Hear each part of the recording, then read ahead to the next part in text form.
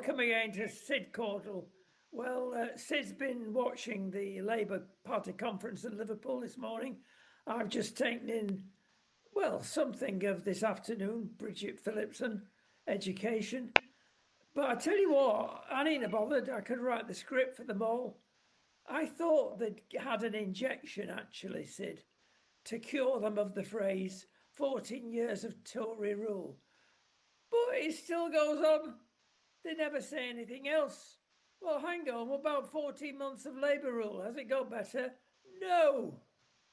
Well, exactly. You see, because what you'd like to think was that, oh, we've, if it were true, which I'm not sure it is, that, they inherited a terrible situation and,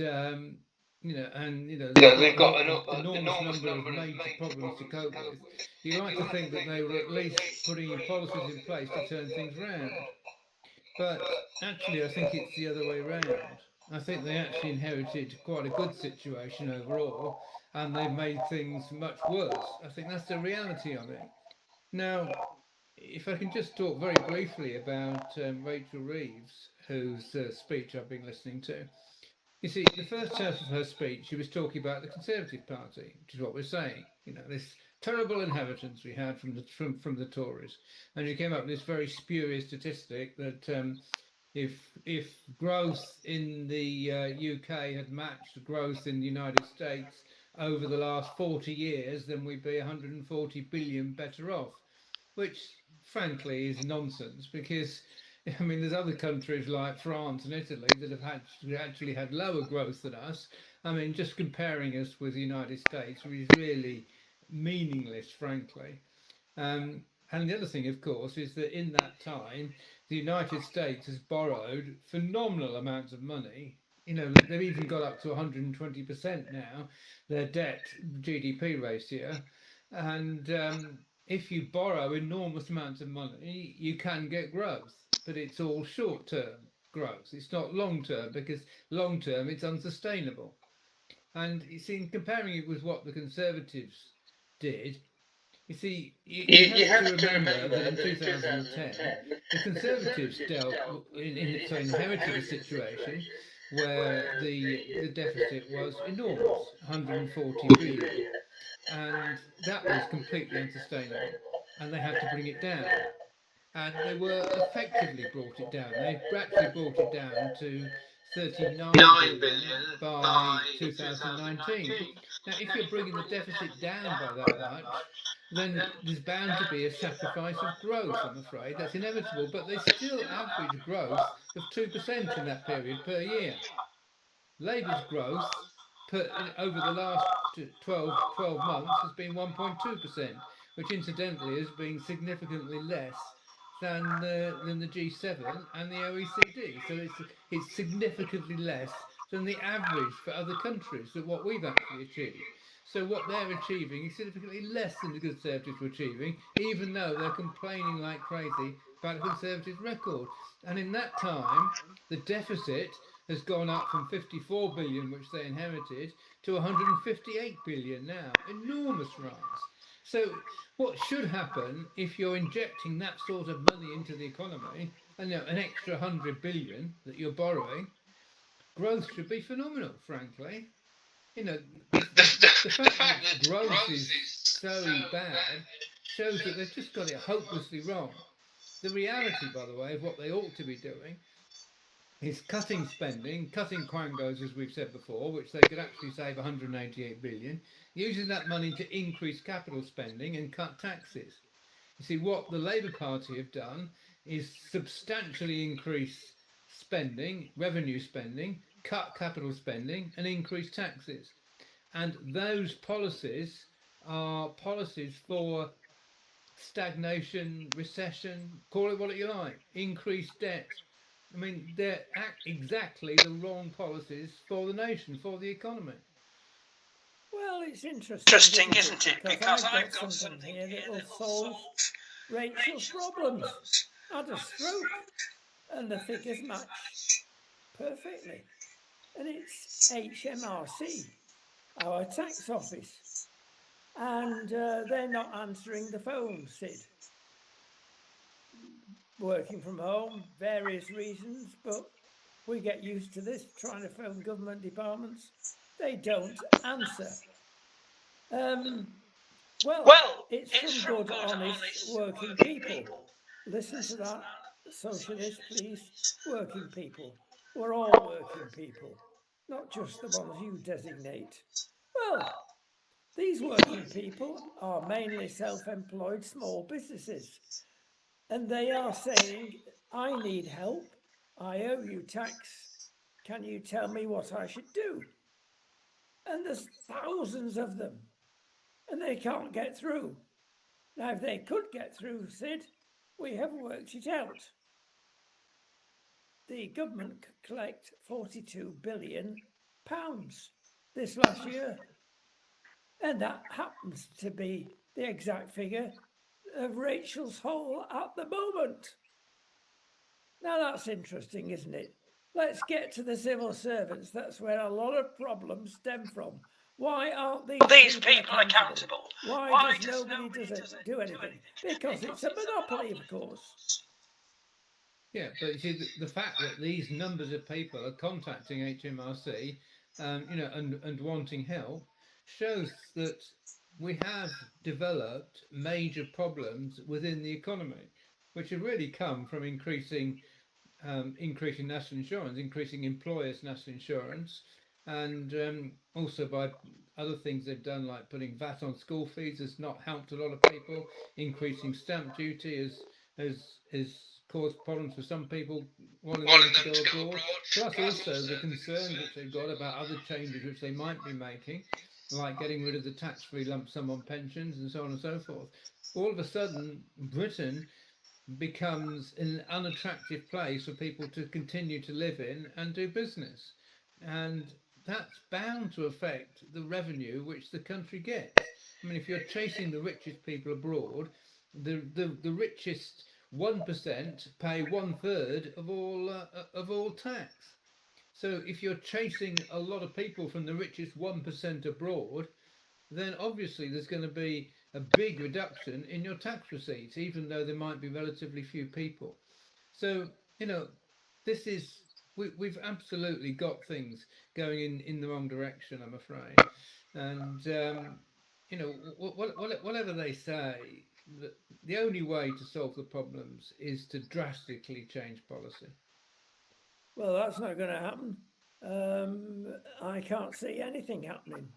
He's going to hang on. Reminds me of the manager of Manchester United. We'll come back to that later. Boris and Nigel, it was only a few weeks ago. There was a bit of a love in there, allegedly. Oh, get Boris, he'll bring in so many Tory disenchanted MPs. But I tell you what, Nigel I just said said no no then, and then, he's and he's been been proved proved right. right. In In fact, fact, Nigel's Nigel's turned on turned him on him and and said said all the all the immigration immigration in in recent recent years, years, Boris, Boris, it it comes from comes you. This this over over migration migration of people coming into our country. He called it the Boris Boris wave. wave. And if you look at the stats, it's pretty hard to avoid them. There's no chance of him going to reform, is there? Well, let's just focus on this Boris wave for a minute. You see, we do have to bear in mind that some of the people that came in during Boris Johnson's tenure were people from Hong Kong that were coming in large numbers. Nigel Farage is saying they should never have been allowed in, but they were. Reality is they were facing severe oppression from China, and there were people that did genuinely look to the UK to help them out because the UK had helped them out before, Before, and I and I think they think were they were right to right be to be let in. let in. Then we And we also also had had large large numbers of numbers of people people coming from coming from Ukraine Ukraine when the when the war war started in started in Ukraine, Ukraine. and And that that was was part of part the of the Boris Boris wave. But wave. But again, again, those those people were people were desperate. desperate. They weren't They people weren't just people just coming over coming over illegally in illegally in small small boats. boats. They were people that we opened the doors to because Because they they were were in an extremely dangerous situation and needed help. Now, so if you just look at the raw figures, I think that's very unfair. I think you've got to look at the overall situation. What Boris Johnson did do, rightly or wrongly, was say that any students that had come from overseas to study in the UK could have 2 years to find a job before they had to go back. That was a new rule by Boris Johnson, and I sympathise with it frankly because the reality is that we haven't paid for these people's education. They have got some training in some of the best universities in the world, you'd like to think, that are in the UK. And if these people are now highly qualified engineers, scientists, whatever, and they're able to work in the UK and get a good job in the UK, then they will be a tremendous asset to our economy. Now, if you compare that with people coming over in the small boats, which by its By its design are large are people people that are that are uneducated, uneducated, unable to unable to work, work, and not and not wanting to wanting to work, work, just just wanting wanting to to sit sit around and around do and do nothing nothing and and welcome welcome our our hospitality. hospitality. You You see, see, actually actually allowing allowing students students who are who are now now well well qualified a qualified a couple of couple of years to years to find find work, work, it it might might put put up up the the immigration immigration figures, figures, but I but I think think on the on the whole whole that that policy was policy was not not necessarily necessarily bad for bad the for the country. country. So I So I think think you've you've got to got to look look behind behind the raw the raw statistics. statistics. I think I if think you if you just look just at the look at raw the raw statistics and statistics nothing and nothing else, I else, think that's unfair, in my opinion. Got to got look to at look the at the cultural cultural problems as problems as well, well, Sid. Sid. It's all It's all right right saying, saying, oh, oh, we we need their need their brains, brains, but if but you if you look at look the at the pie pie chart chart I've I've been been sent sent last last week week about, about, oh, oh, we'd be we'd in be a in a right right mess mess without without the the NHS, NHS, without the without the doctors, doctors. represents less than 2% of that pie chart. And it's just not the truth. Well, there is obviously a Actually, a strong strong argument for argument for saying saying that that people that people have that have come come here here on a on a student student visa visa or on a or on a work work visa visa shouldn't be shouldn't be allowed to allowed to have have free free access to access the to the National National Health Health Service, Service, or or their their children children have have free free access to access to education. education. And I'm And I'm sorry, but sorry, but you're you're welcome welcome to to come here. come You're here. You're welcome to welcome to study here. study You're here. welcome You're to look welcome for to a look for a job. job. But if you need to use the NHS, then you'll have to pay for it. I think that's a perfectly valid argument. I don't see anything wrong with that whatsoever. But it's not. We can't only just look at numbers. We've also got to look at who these people are. And the vast majority of people coming over here illegally in small boats are Muslims. They're not fleeing persecution. They're not coming from Ukraine or Hong Kong or any country. I mean, a lot of them have come with countries like Albania. Albania aren't a dangerous country to live in. I mean, they're not now. They were years back when they were under communism, but they're not now. And people aren't fleeing Albania. You know, but you see, it's quite interesting. It's the same thing for America. America had floods of people pouring over the Mexico border, and those people weren't fleeing persecution either. They wanted to get a better life in America for one reason or another. And you see, it's interesting that Trump has actually said, I mean, I don't know whether this is correct or not, but this is what he said. And he said the figure he's been given for the last 4 months, the immigration into the United States is now zero. That's what he said. Well, of course, under Biden, it was 5 million that came in through the Mexico border. Massive numbers. But what were these people doing? I mean, if they're just trying to better themselves, they just want to take advantage of the hospitality the country offers. I'm sorry, but that's not something. I mean, I'm all in favour of legal immigration for those people who are coming here to study, coming here to work. There's nothing wrong with it, frankly. There's everything wrong with illegal immigration, with people that basically just cross the border and find their way here and don't intend to work and don't intend to contribute to the country. I mean, that should be stopped, and it can be stopped and should be stopped by the Royal Navy. It's actually much easier to stop people coming in if they've got to cross the sea than it is to stop people coming across a land border. And Trump has successfully stopped people coming across a land border. So if he can do that, we can stop people coming across a sea, frankly. Yes, that's a good comparison. Let me tell you another good comparison. Whilst we're in the US, there's been a Hyundai factory there, and somehow they've managed to get South Koreans, everybody from the originating country, to work. It's great majority of their workforce, indeed. And Trump is not happy, but he's done something about it. Literally, he said, "We don't want our own workers prejudicing. They should have these jobs." And within a fortnight, an airplane was on its way from South Korea to take them back. Now, that's the strong person that we need in the United Kingdom.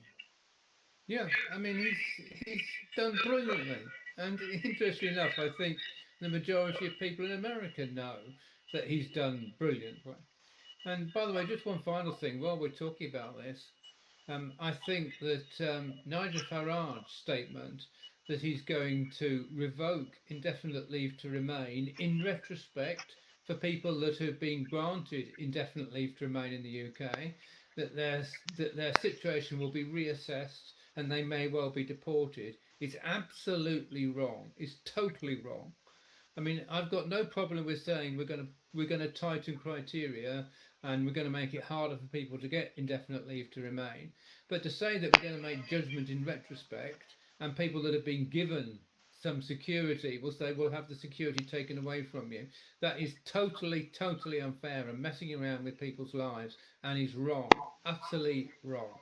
You say that, Sid, but think of the illegal migrants that come over the channel and deliberately lie, deliberately throw their passports in the water.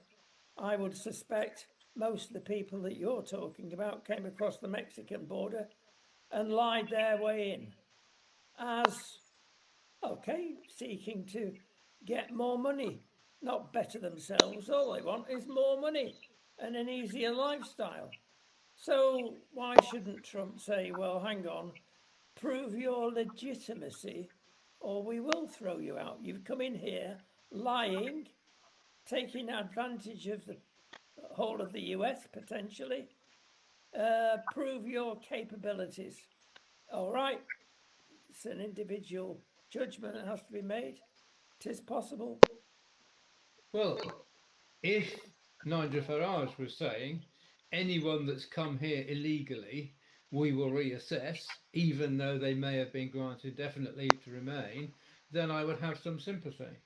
But literally saying we're going to review everyone that's been given indefinite leave to remain and cancel it and start again is wrong, very wrong. Obviously, people that have come here illegally are in a different category from people who've come here legally and maybe overstayed or whatever.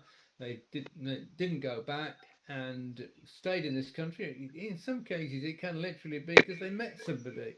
It's like I want to stay in this country. I've met my husband or I've met my wife, and yeah, I don't want to go back to the previous country because I feel happy here and I want to stay here. You know, there's nothing wrong with that happening if it happens, and if they've got a job. And obviously it's no good if they're just on unemployment pay and just expecting to be in unemployment pay. But if they've got a job and they've got a good job and they're well qualified, then they'll be an asset to the country, frankly. And we have to draw a distinction between people coming here illegally and people coming here legally, I'm afraid.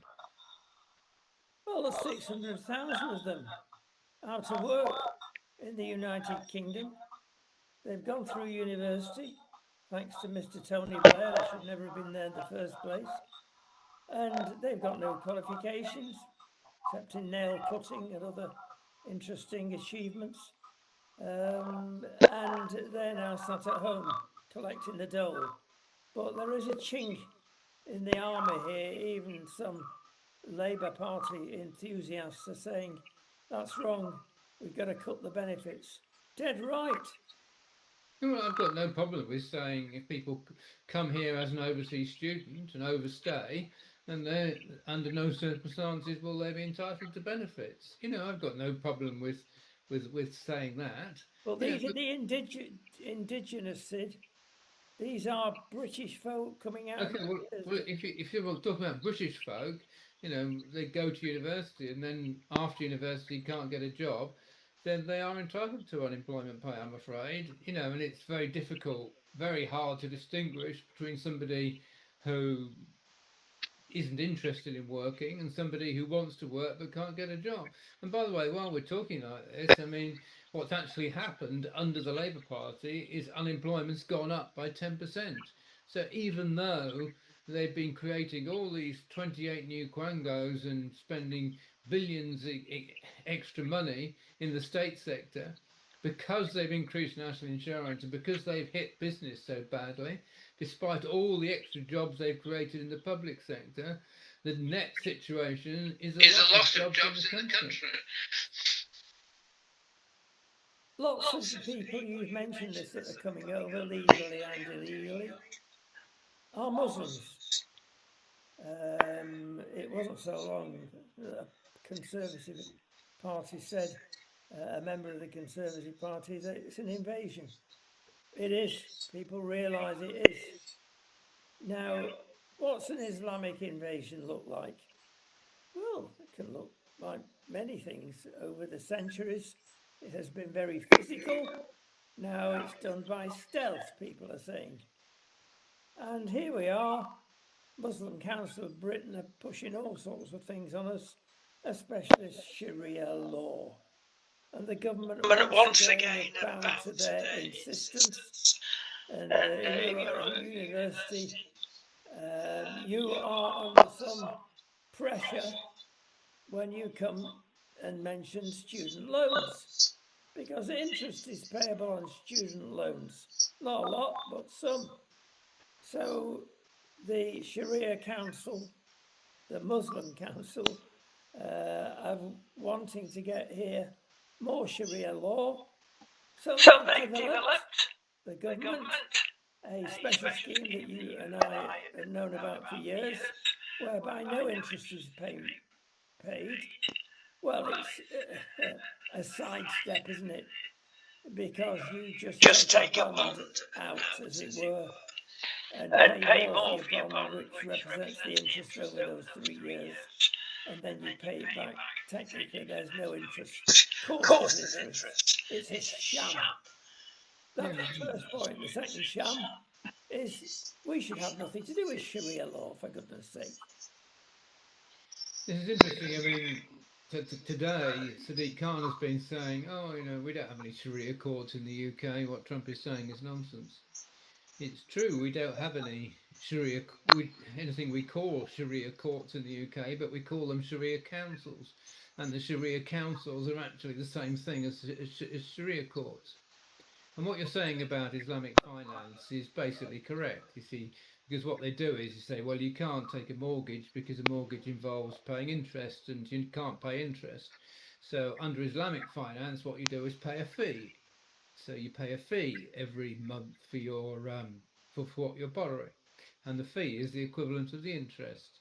So it's just language. That's all it is.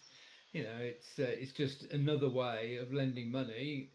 One One way way is is you you lend lend money and you money and you pay a pay a fee fee for it. for it. Another way Another you way you lend lend money and you money and pay you pay interest interest for it. for it. But the But the figures are the figures are the same. same. So So it's it's just just the whole the whole thing is thing is just just platitudes, platitudes, frankly. frankly. But But the the real real seriously seriously bad bad thing thing about about Sharia Sharia councils is councils is twofold. twofold. One One is is the way the they way they treat treat converts, converts, because because under under Sharia law, anyone who leaves their Muslim religion must be must be put to put to death. death. Well, in the Well, in the UK, they're not UK, going to not be really put to put to death, but death, they but are they going are to going to be be ostracised, ostracised, treated treated extremely extremely badly, badly, and and even even maybe maybe even even beaten beaten up, up, thrown thrown out out houses, houses, whatever. All whatever. this All this sort of sort of thing thing will will happen. happen. And the And other the other thing is thing the is way the they way they treat treat women, women, because of because of course course men men can can easily get easily get divorced, divorced.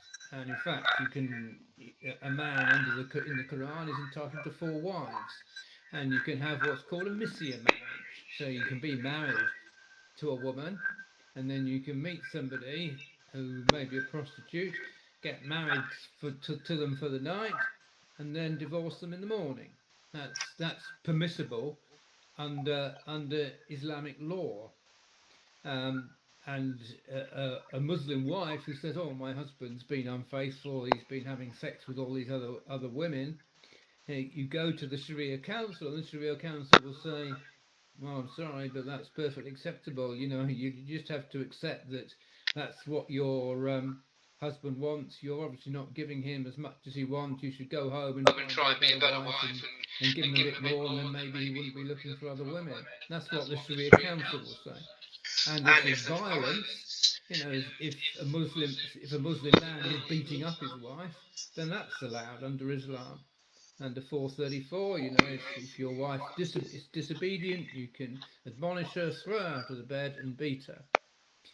So a Muslim wife who says my husband's beating me, she'll be told to go back and say, well, you must obey your husband and do what your husband says, and if you do that, then I'm sure that he'll stop beating you. Um, Basically, a woman cannot get divorce under Sharia law. A man can get divorced very easily. All he's got to say to his wife 3 times is talak, talak, talak. I divorce you, I divorce you, I divorce you. And he's divorced under Sharia law.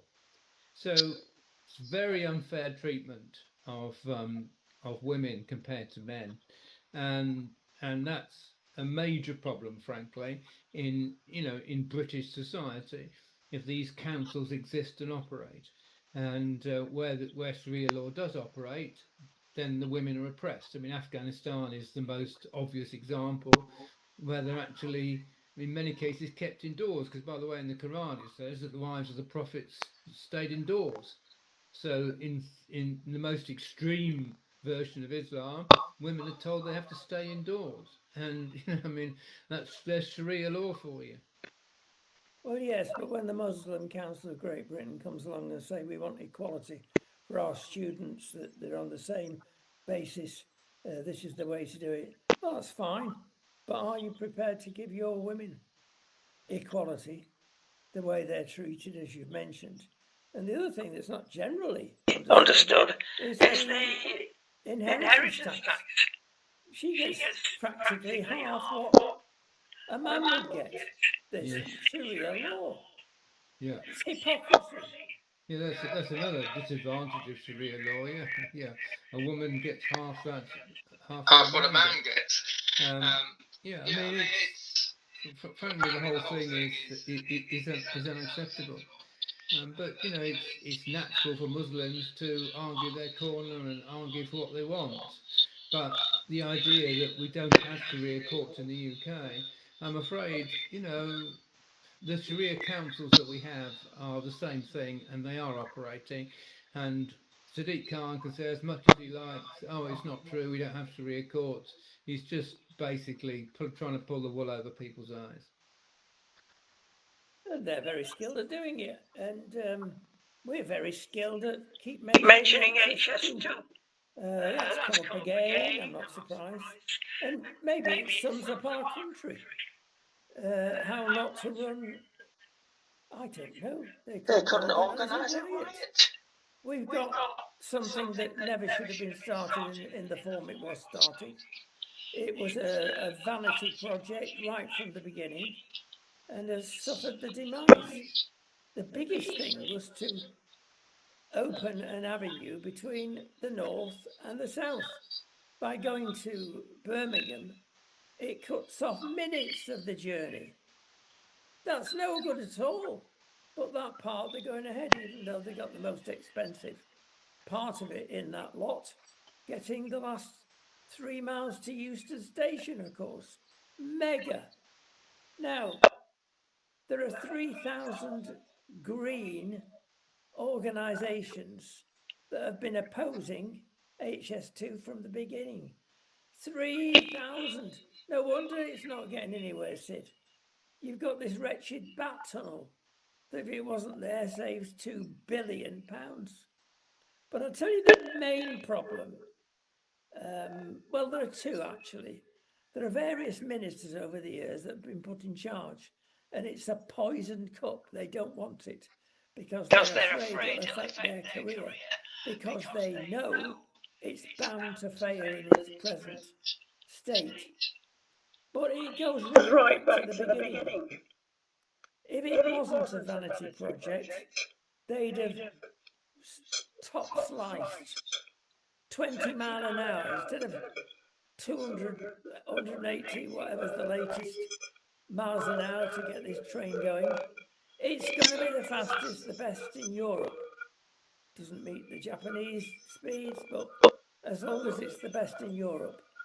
Now, if they'd have planned this around cutting 20 mile an hour, that's all, whereby you don't need a lot of the tunnels, you don't need the curves, which slows everything down, and it's been corroborated now that it would cost half as much of the 100 and odd million that it would cost if they'd have gone ahead with the whole project. In other words, it would have been affordable. But because non-businessmen are making decisions instead of Whitehall and instead of short-termism government, we've finished up with a disaster that was bound to happen. Well, yes, there's two things. The first, we were opposed to the HS2 contract concept in the beginning. So when they first mooted it, we said no. There's not a great advantage in chopping 15 or 20 minutes off the time it takes to get to Birmingham or the time it takes to get to Manchester or Leeds. The, the amount of new business that's going to be created through this project is frankly minimal, which is why we've said the far better project will be having a new airport in the Thames estuary. I mean, that will create a phenomenal amount of new business for the country. And when you're going to invest this sort of money, you want business to come through it. Obviously, while it's being constructed, you create jobs in construction, but after it's finished, you want new jobs as a result, or new commerce as a result of the project, which is now complete. I mean, that's the essential part. If you're going to spend these sort of amounts of money, there's got to be big rewards at the end of after you've spent the money. Given the fact, and that's the first point. The second point is given the fact that it's now underway. See, the major problem that we face in this country is not the amount we're spending on HS2. The major problem is the amount we're spending on Quangos, which I've been into before, but I'll say again. In 2010, we spent 90 billion on Quangos, which in real terms now is 165 billion. Now we're actually spending now, the latest figure is 353 billion. So the spending's gone up 188 billion. Now, if we go back to what we were spending in 2010, that's all we're saying. We're not saying get rid of all the Quangos, we don't want them, we don't want any red tape. We're saying, yeah, okay, we do need some of these governing bodies, but they've all got bloated out of all proportion. So we're going to save 188 billion from cutting back there. And you can easily, that's going to be per year, by the way. I mean, we're talking about 100 billion to create to complete HS2, but that 100 billion is going to be over probably 10 years or so. So we're only talking about 10 billion a year. I'm talking about saving 188 billion per year. So the scale is phenomenal, and capital spending creates jobs. Now, what we've got to do, if we were in power, given the fact that HS2 is now underway, is extend it to a new airport in the Thames estuary, and possibly even extend it right through to the Channel Tunnel. So we'll have a fast connection between the new airport in the Thames estuary and the north of England, and to Birmingham and to Manchester and to Leeds, and we'll have a fast connection to the Channel Tunnel, and we'll have new roads built to the new airport, and so on and so forth. It'll cost, we could build a new airport for about 40 billion, but obviously all the roads and railways that have to be linked to it would cost a lot more than that. But if you're saving 188 billion per year, you can easily afford it. And if we do the right capital spending is what the country needs to create wealth, as well as cutting taxes, which would also cut taxes from the 188 billion that we would save, plus the other money we'd save from getting rid of social requirements of government contracts, which would save about 50 billion, and introducing a turnover tax, which would bring in over 40 billion. And with all those figures together, you're talking about 240 billion, and we're talking about something like a third of all government spending that we would save. If we channel that for capital spending into cutting taxes, then that's what will bring growth in the economy. It will transform the economy. I wonder, Sid, with respect, Hmm. whether one of the few things I approve of what this particular government have been up to has suddenly appeared. Gatwick. Now, Gatwick is pretty close to London, not bad communications, and it's overloaded. Well, out of the bag, the rabbits come. There we are, you can have a second runway. Now, it's not as simple as that. It's already got a second runway that can only be used because it's too close to the first runway as a safety measure if the first runway, the principal runway, is closed. But it's a perfectly healthy runway. And the government have approved suddenly a second real runway for Gatwick. It's just going to be separated by about 18 metres.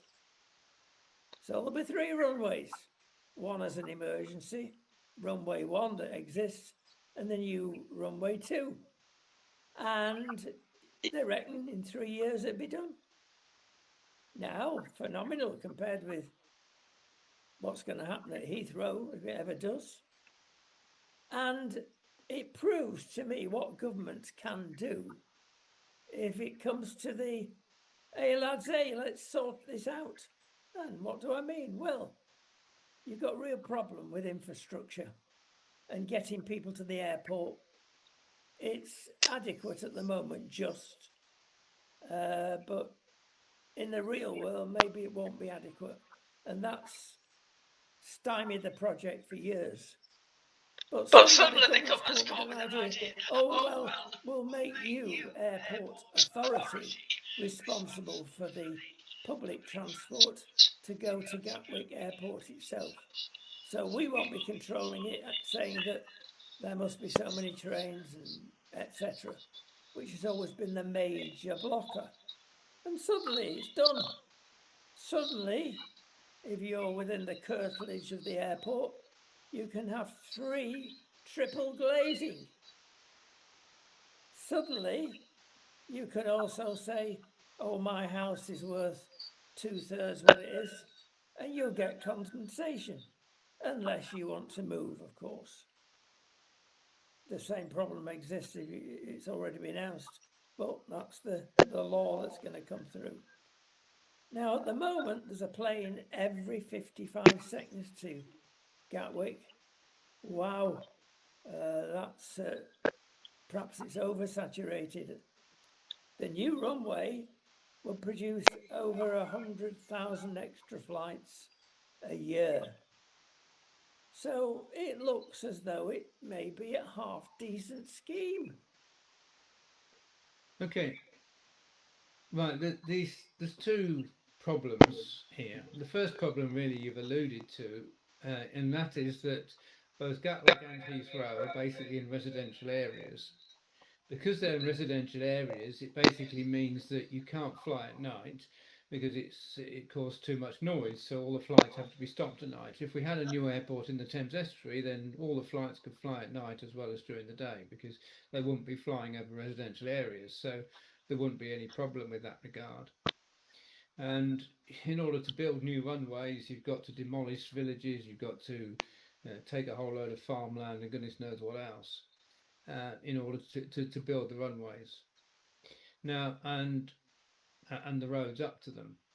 So they're talking about an extra 10 billion for Gatwick, which is far less than I'm talking about, obviously, to create a new airport. Now, the other problem is that Heathrow is a hub airport, which basically means that roughly 50% of the people that fly into Heathrow are flying into London. The other 50% are flying on somewhere else. So, for instance, if you're coming from New York to Copenhagen, you don't get a flight to Copenhagen, you get a flight to Heathrow, and you get a flight from Heathrow to Copenhagen.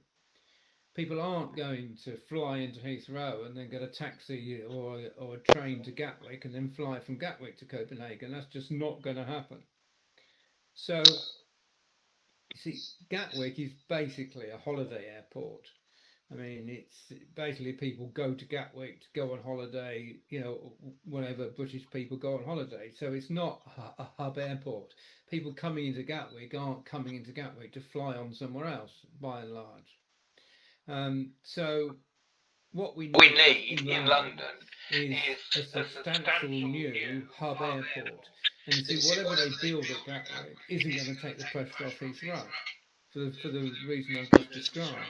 It'll It'll mean mean maybe more maybe people can go on holiday more easily, and if the demand is there for Gatwick, great, increase the size of Gatwick.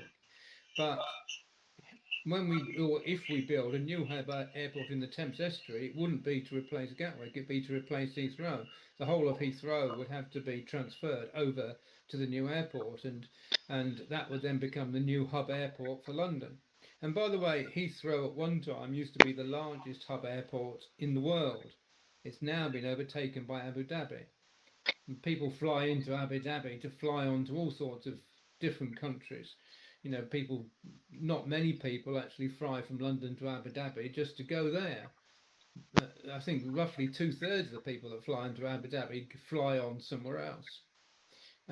So that's what was happening in Heathrow, and Heathrow was the largest. It's now the second largest hub airport in the world. But that's what London needs. If we don't have the facility in Heathrow, then people will start flying to Paris, or they'll fly to Madrid, which has got the spare capacity in order to. So if you're flying from New York, you're flying New York Paris and Paris Copenhagen rather than flying New York Heathrow and Heathrow Copenhagen. That's what's going to happen unless Heathrow increases its capacity, or we solve the problem some other way, like we say, of building a new hub airport in the Thames estuary. So really, Gatwick is almost irrelevant to the London airport debate, I'm afraid. Let's move back to Mr. Trump. And a man of courage. There's a law in America, H-1B, and it's there to control immigrants. They've got in from various means apart from the border, the Mexican border. They've got in because they've got a job. Really? He's saying now lots of Americans are out of work because it's so much cheaper to pay cheap wages for the employers to those people coming from abroad. They're onto a good thing, they think. They're paid 3 and 4 times as much as they're in their own country, but often half as much as the average American Joe. So he said, yeah, you can come in if you've got the right qualifications, but you need another qualification. $100,000. Oh, that sorts them out, Sid. Yes. Yeah. I mean, absolutely. Whether that's right or not, I honestly don't know. But that's obviously something that Trump has decided to put in place. But he's very much in favour of America first, and I'm going to do whatever I can to help the country and to make America prosper. And that's my aim. And obviously, that's one way he thinks that he's going to bring money into the United States. And by the way, his tariff policy is absolutely working, because he reckons that he's brought in already something like $350 billion through his tariff policy into the country, and the products that have been subject to tariffs have actually by and large fallen in price. So all the economists that predicted, oh well, if you impose tariffs that'll force prices up enormously, you'll then have a big problem with inflation. Well, as many people may know, the United States inflation is significantly lower than the UK inflation, and it hasn't affected inflation at all. So the tariff policy is absolutely working, and they've got to make money somehow. Of course, the other thing that Trump has done is to cut taxes, tried to cut spending, cut taxes. He's trying to do exactly what I said that our country should be doing. Short term, it doesn't solve all the problems, but there's certainly signs that the deficit is beginning to come down in the United States, which is enormous, by the way. Biden increased it astronomically. the borrowing in the United States. Trump is trying to bring that down while creating wealth by bringing in lots and lots of new business. I mean, he's doing very well. He's Trump very well. Back to UK, back to the lies of the UK. Two whoppers this last week. One of them, of course, is that it has emerged, thanks to the Greens and Labour. They're one and the same animal in many respects. There's 3 times as much oil and gas in the North Sea as they're telling us. And these are coming from the people that are drilling it, so they will know. Why the lies? Well, we know what they're hiding. They want to produce a net zero, which is impossible, agenda. But we want the truth, Sid. Yes, absolutely. Um, and by the way, if people haven't grasped it yet, the reality is it's quite interesting. I was listening to Trump's United Nations speech, which was frankly brilliant. And he literally laid on the line some of the things that I've been saying on this program. He said, "Oh, well, they used to call it global cooling." He said, "Global cooling." Then they changed their minds. It was no longer global cooling. Then it was global warming, and then they realised that global warming wasn't working, so they called it climate change. He said, "It's all. It's none of it's correct. None of it's true." That's what Trump actually said last week at the United Nations. And of course, he's right. I mean, 1970 Earth Day, they predicted there's going to be an ice age by the year 2000. It was in 1988 that they switched from global cooling to global warming, and now this evidence is that the oceans are cooling. So if the oceans are cooling, all of a sudden we can't talk about global warming. We've got to talk about climate change. And if you can talk about climate change, anything that happens, it's quite interesting. I was listening to a program on the BBC, and they were talking about about growing some rice in the United Kingdom, and they must have mentioned climate change maybe 20 times in the report. Oh, due to climate change, we can now grow rice in the United Kingdom, and they were trying to grow it in Cambridge, by the way, which is hardly the south of the United Kingdom. So, but they're saying they're saying this amazing thing now. Now we could, due to climate change, we can grow rice in the United Kingdom. It's all the whole thing is a complete hoax. I'm afraid that's the reality of it. And as we've said before, I think the hoax is probably being created to create the need for a one world government. But Yeah. the other thing, which is people need to grasp, is that carbon is actually good for the environment. Carbon is a natural part of the air. It's a natural part of life, and they pump greenhouses with carbon dioxide in order to make plants grow quicker. And all the signs are from space that if you look at the planet from space, then it's actually got significantly greener over the last few years, and we're now growing way more food than we were 50 years ago. I mean, the amount of food being grown in in the whole of the earth is just way more. And of course, the all these environmentalists were telling us that we had to cut the world population. I mean, some people even said we've got to cut it below 500 million or something. Where the population now is about 8 billion of the earth, because the population was unsustainable. We just wouldn't be able to grow enough food or produce enough food for the population. So we've got to reduce it because it's not sustainable. Well, actually, it's not true. We are able to produce plenty of food for what the world needs. And by the way, it's quite interesting that some left-wing governments, including our own, have resorted to attacking farmers and imposing additional tax on farmers and goodness knows what. I mean, they've certainly seen it in Holland. I mean, we've even had the Farmers' Party risen up there because of the way that the government was attacking farmers. And it's just nonsense. So they're trying to make their nonsense predictions come true. By saying we can't produce enough food, so they attack farmers to make it force a situation where we don't produce enough food. I mean, it's just the whole environmental agenda is complete and utter nonsense. There's nothing wrong with producing oil and gas. There's nothing wrong with a gas-fired boiler in your house. And there's nothing wrong with driving a car which has petrol to make it go. Nothing whatsoever. There we are. That's a great relief to many people, but it's true. The other things that came out before we leave it finally of Trump's speech, Ukraine, he did the U-turn then because he's realised, Mr. Trump, that Mr. Putin cannot be appeased under any circumstances, and he's told basically that get some arms, we're going to do it in the hands of the Ukrainians, and let's lead them to reclaiming back their territory. Now that is a U-turn. There was a deal on the cards saying, "Oh well, we'll give you a bit of that part of the country." No, no longer. The whole lot's going to come back, including Crimea. One hastens to add. So that's changed. Putin's brought that one on himself. The other thing he mentioned again, we've covered this, was immigration.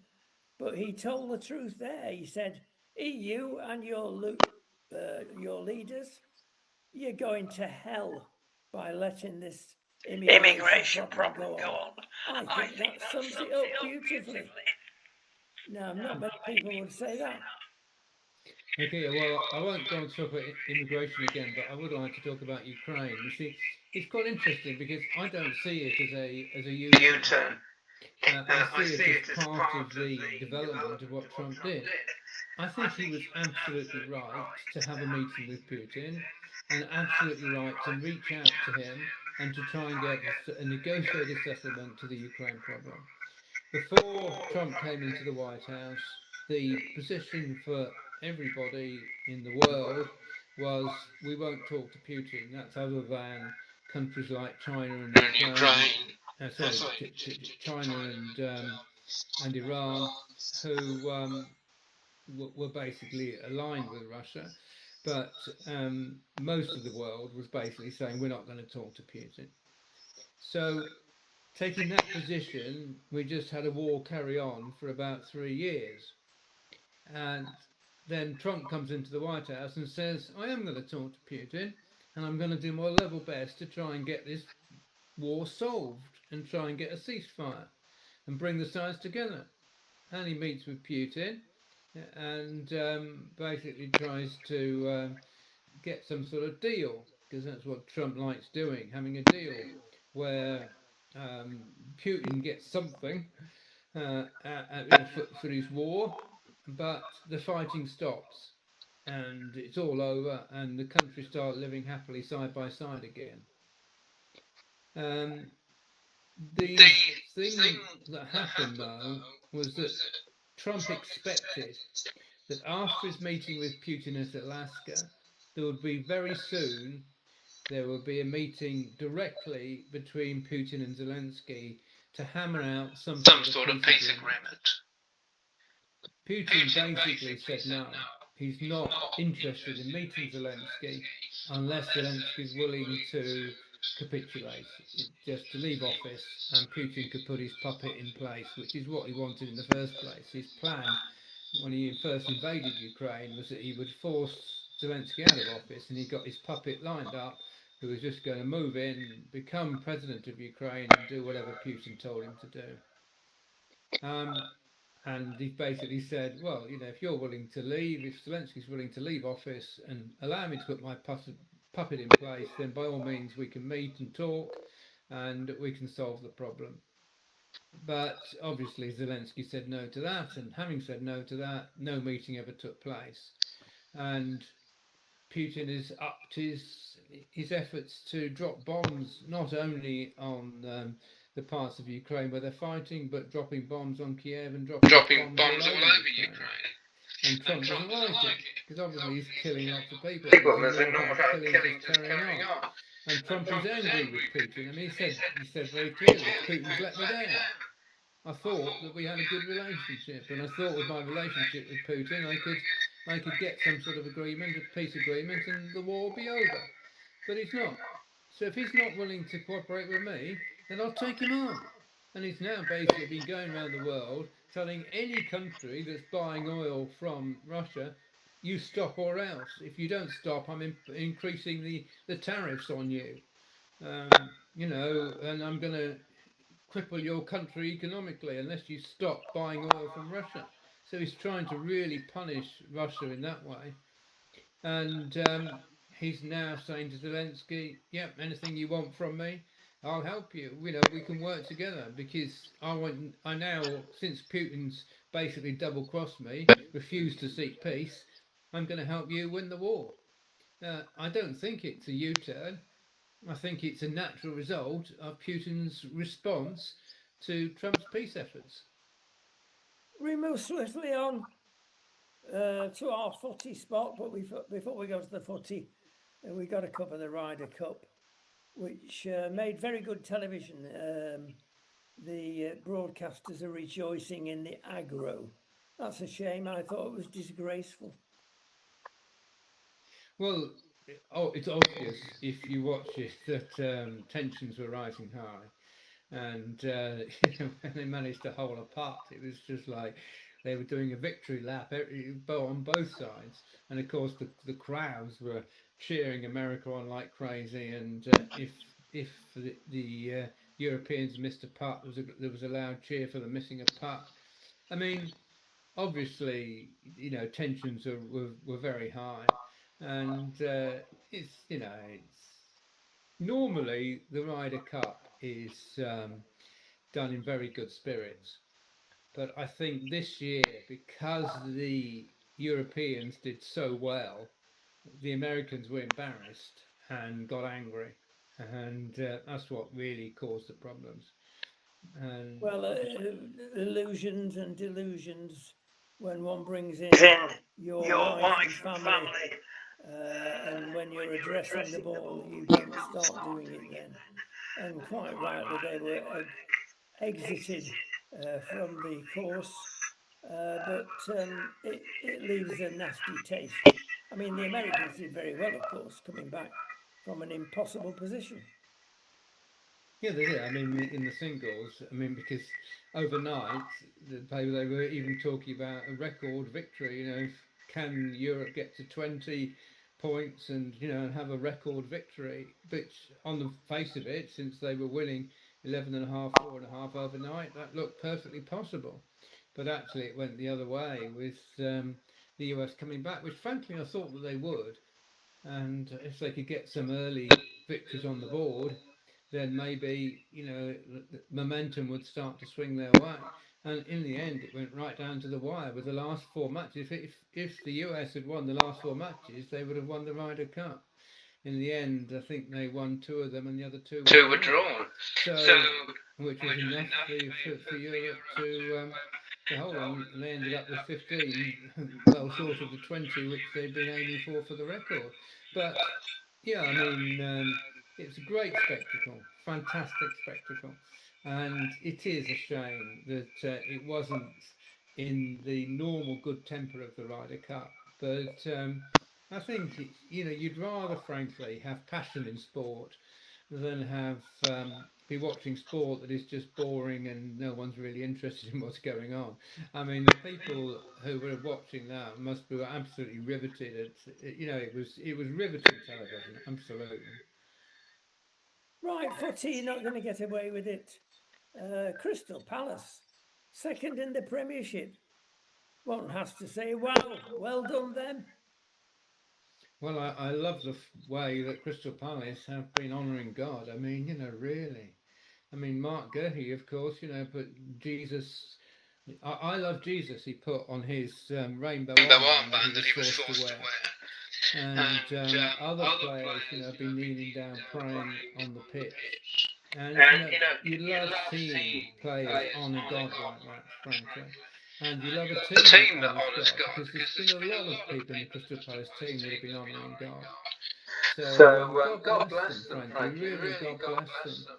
And And Jesus Jesus says, says, "Those who "Those honour who me, honour me, I will I will honour." honour." So So I'd I'd love love Crystal Crystal Palace to Palace do to do well. well. It was It was interesting in interesting in that that game where game where they they beat Liverpool. It looked as though Crystal Palace were ahead, of course, for most of the game. Then Liverpool equalised right near the end, and you thought, oh, it's going to be a draw. But then Crystal Palace got the winner right almost in the last kick of the game. Fantastic, great, great for the club. And I think, frankly, it's great for the Premier League because it's not good for the Premier League if you've got one team that runs away with it. Yeah. You know, it's bringing everything close together. Yeah. So from God to the Red Devils, Manchester United. I've not read any pundit or column writer that's not reached the same conclusion about Mr. Ruben Amorim. What on earth is he doing there when you've got somebody that says, staring the hole in the side of a ship, no, don't put your finger in that hole, whatever you do, because it's not in my plan. I'm sorry, your plan does not work. What are you still doing there? With any other club, you'd have been out. So that leads us to answer another problem. What's the board letting him get away with it for? Perhaps half of them should be moved on. Well, I think, frankly, you know, the indications are they're now looking for another manager, and they probably want him to stay in place until they got somebody ready to start. Uh, I think that the new manager may well be Gareth Southgate, and if it is, then you know, Oh, as a well, dyed in the red. Oh, we can't have him. I think I'd sooner have Amarin. Come on, he'll have everybody wearing rainbow shoelaces. Sid, well, maybe, but he did very well for England. he You know, he won was. nothing in his own career. He won nothing for England, but he did get a knighthood. So there you go. He can win a knight. Well, anyway, we'll wait and see. But he's certainly, you know, somebody at the moment who's unemployed, shall we say, who's got a pretty good record. So he could well be brought in, but who knows? Who knows? But I think I said last week that when I heard Amram say, you know, I hate my players sometimes, you know, I think once you get to that, you say something like that publicly, you know, then you've lost the dressing room. And once you lose the dressing room, they're not going to play for you anymore. And if your players aren't playing for you, if they're not playing together, if they're not playing for the team, then you know you can't continue. You're going to have to. You're going to have to go. And he absolutely, he's got to go. There you go. Another prediction. We'll wait the outcome. Sid, thank you so much. We'll see you next week.